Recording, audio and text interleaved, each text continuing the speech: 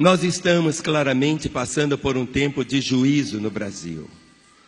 A derrocada da nossa economia, a violência crescente, as catástrofes naturais sem precedentes, as pragas manifestas por epidemias e doenças que há pouco tempo nem se conhecia, e tantas outras realidades que afetam tragicamente a vida dos brasileiros hoje, não são apenas uma infeliz coincidência.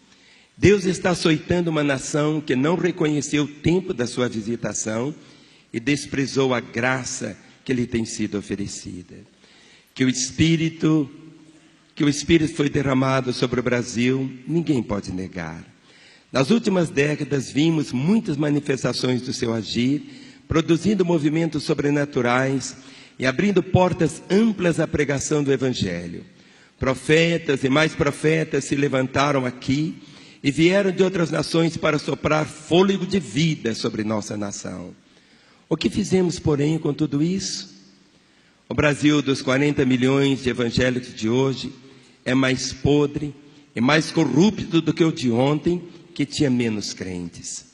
Estamos vendo as entranhas da nossa classe política e empresarial sendo expostas com sua vergonha pela justiça, mas isso é só uma tênue amostra do que de fato é a ética e a moral do nosso povo. Sim, do nosso povo. Pois a desonestidade indecente não é marca apenas dos políticos, mas de grande parte de nossa população, incluindo pobres e ricos, cultos e indoutos, descrentes e evangélicos. Infelizmente, professar a fé em Jesus não denota mais o compromisso de andar como ele andou. Eu gostaria de dizer outra coisa, mas minha percepção profética não permite. Nossos próximos anos não serão fáceis. De uma forma geral, as coisas vão piorar. Não falo apenas de economia, pois para isso não é necessário ser profeta, mas de tragédias que abalarão as estruturas da nossa nação. Guardem o que estou dizendo. Povos de outras línguas comerão o nosso pão e rirão do nosso luto. Falo em nome do Senhor. Uma leitura de Jeremias 5 pode nos ajudar a enxergar o Brasil de hoje como Deus enxerga. Recebi esse texto de uma jovem durante um tempo de oração e entendi perfeitamente o recado de Deus. Sua vara fustigará os nossos lombos. Até quando? Até que sejamos quebrantados como nação. Historicamente, quando Deus envia juízo, Ele encontra o remanescente que o busque e que aplaque a sua ira. Que façamos parte disso. Permanecer fiéis não nos livrará completamente das dores da disciplina, mas nos dará a força que precisamos para resistir e a oportunidade para sermos testemunho e voz profética no meio do caos. Temos que nos arrepender. O altar tem sido profanado nessa nação e a oferta do Senhor desprezada. Se é verdade que milhões e milhões lotam os templos, é verdade também que uma grande parte está servindo a Mamon, cultivando sua velha ganância, buscando o brilho da prata, só que agora, em nome de Jesus. Pior, isso inclui uma parte considerável da classe pastoral. Temos que nos arrepender da feitiçaria, não somente daquela que é feita nos terreiros e encruzilhadas, mas da que é praticada nos altares evangélicos.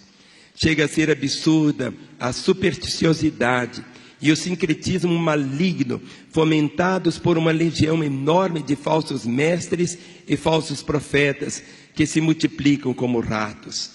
A venda de objetos e rituais com supostos poderes miraculosos mistura o comércio com o engodo na casa de Deus.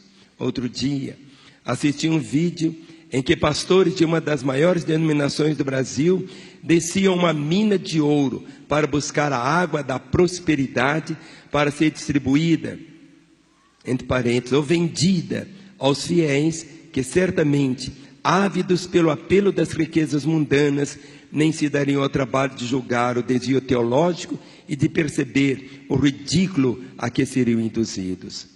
Uma liderança cristã que ilude seu povo com águas da prosperidade, rosas sagradas e lascas da cruz, não é melhor que os pais de santo que fazem o mesmo em seus terreiros. Na verdade, é pior. E que diferença há entre um esotérico que confia no seu patuá e um crente que, em vez de colocar sua fé em Jesus, recebe um amuleto gospel do seu pastor e o pendura em sua casa como fonte de proteção? Nenhuma. Temos de nos arrepender da idolatria, não só que se pratica em procissões e templos consagrados a entidades mortas, supostos santos que têm boca, mas não podem falar. Há também idolatria às personalidades humanas nas igrejas protestantes, com líderes e artistas sendo alçados pelo povo à categoria de semideuses, acima do bem e do mal. Muitos deles com um testemunho tão sujo que não mereceriam admiração nem nos anjos do mundo. Como Deus não visitaria com juízo uma nação que, tendo sido apresentado o Evangelho, segue expondo sua imoralidade a céus abertos nos carnavais e marchas gays da vida? Nossos governos erotizam crianças em escolas públicas com materiais pornográficos e nossas leis dizem bem-vindo ao homossexualismo e toda forma de perversão sexual. Mas será que esse espírito não está livre de atuar também nas casas das famílias brasileiras e em muitos espaços da própria igreja? Pornografia, adultério, pedofilia, prostituição e pederastia não marcham também aos altares? E o que dizer dos pastores e personalidades gospel que estão no segundo ou terceiro casamento sem argumentos bíblicos que lhes desse tal direito, ou dos que usam seu feitiço travestido de unção para seduzir ovelhas aos matadores da imoralidade? Não estou falando de uma nação ignorante. O Evangelho foi apresentado ao Brasil. Muitos dos que afrontam a santidade de Deus, ou estão na igreja, ou passaram por ela e decidiram voltar ao chiqueiro do mundo.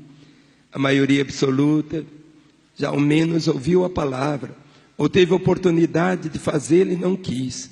Portanto, somos indesculpáveis.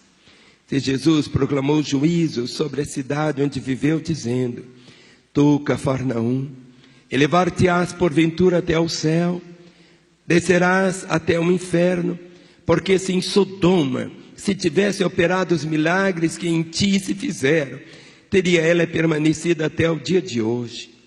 Se ele chorou sobre Jerusalém, lamentando o fato de que seus filhos seriam entregues à espada, já que não reconheceu o tempo da sua visitação, conforme Lucas 19, 41 a 44.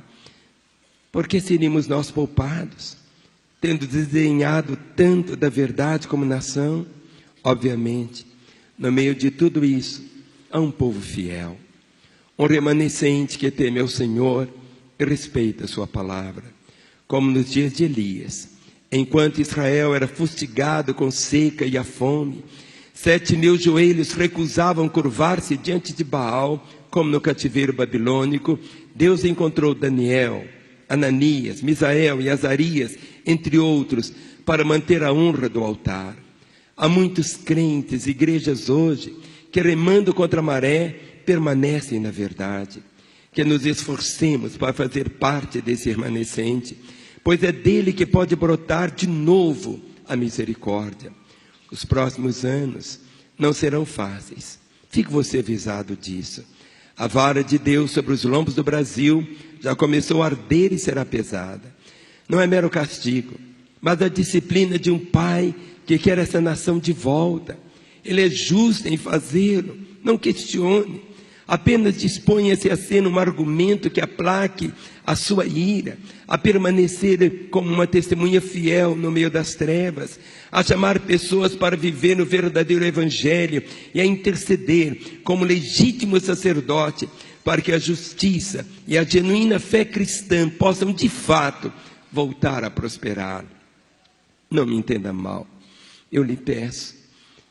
Eu não sou um irresponsável, unindo-me a Satanás para acusar a igreja. Sou parte dela, eu a amo, sinto vergonha dos seus pecados, porque eles são meus também.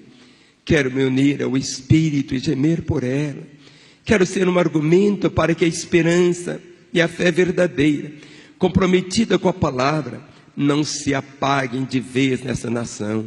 Ao contrário, que se multipliquem, até que possamos virar esse jogo e ver o Senhor recolhendo a vara da punição. Por favor, junte-se a mim nessa busca. Os próximos anos não serão fáceis para nós, mas há um caminho. Vamos ler juntos? Se o meu povo, que por mim se chama, se humilhar e orar e buscar a minha face, e se converter dos seus maus caminhos, então eu ouvirei do céu, perdoarei os seus pecados e sararei a sua terra.